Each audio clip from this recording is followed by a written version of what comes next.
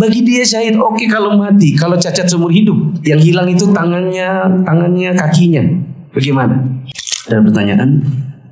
Saya punya teman seperti memiliki pemikiran khawarij, seperti ada sebagian muslim yang dia anggap masuk neraka kekal di dalamnya. Bagaimana menyikapi orang seperti ini? Saya juga pernah punya teman-teman yang begitu, karena mungkin sering mendengar kajian-kajian yang model ISIS, kemudian yang jihadi, yang senang untuk mengkafirkan pemerintah dan semacam itu. Ada kalanya kemudian saya dialog sama mereka, ada kalanya ya udahlah sama-sama tahu aja. Karena kadang-kadang syubhat yang masuk di kepala di kalangan mereka ini bukan sulit untuk dipatahkan, melainkan sulit untuk dihilangkan gitu. Bagi orang-orang yang punya hamasah, yang memang punya kesenangan untuk misalnya berjuang melawan pemerintah yang zalim, ya semacam itu.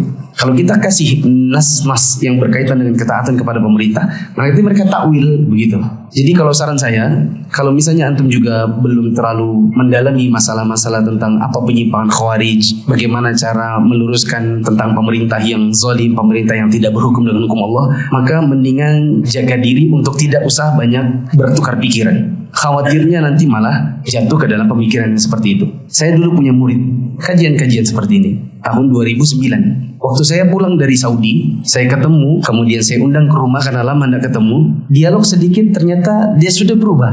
Dia sudah ikut kajian yang di sana, yang memang sering datangkan ustadz-ustadz yang memang anti pemerintah, anti pokoknya intinya yang tidak berhukum dengan hukum Allah, kafir begitu. Nah, saya undang ke rumah kemudian dialog. Ternyata tidak mudah untuk dia menerima karena memang syubhat sudah bercokol di kepala. Saya cuma bilang gini, jadi kalau menurut antum pengeboman Bali 2002 itu jihad. Iya Ustaz. Padahal 2009 saya ngajarin dia itu bukan jihad, ya kan? Ketika dia banyak bergaul dengan di masjid sana itu akhirnya jadi jihad.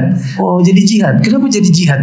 Antum pikir di negeri ini negeri kafir begitu? Iya, karena pemerintahnya tidak berhukum dengan hukum Allah. Oke, terus yang mati di sana emang kafir harbi. Kafir itu ada 4. Kafir harbi, kafir rimmi, kafir muahad, kafir musta'man. Yang mana yang di dalam Islam yang boleh diperangi? Yang mana teman-teman? Kafir harbi yang diperangi, yang 3 lagi nggak boleh. Yang ada di Bali itu kafir apa? Oh tapi kan oke. Kalau antum anggap harbi, yang mati waktu itu harbi doang, apa muslimnya juga?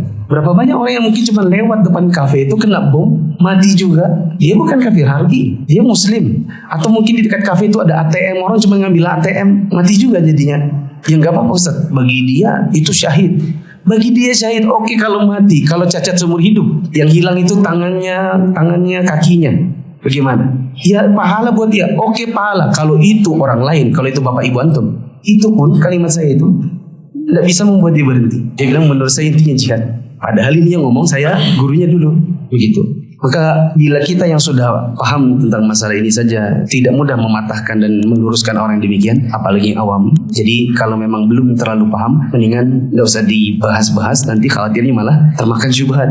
Apalagi memang kita lihat kenyataannya di lapangan. Kalau misalnya dia berkata negeri ini zalim, negeri ini PKI-nya banyak, negeri ini.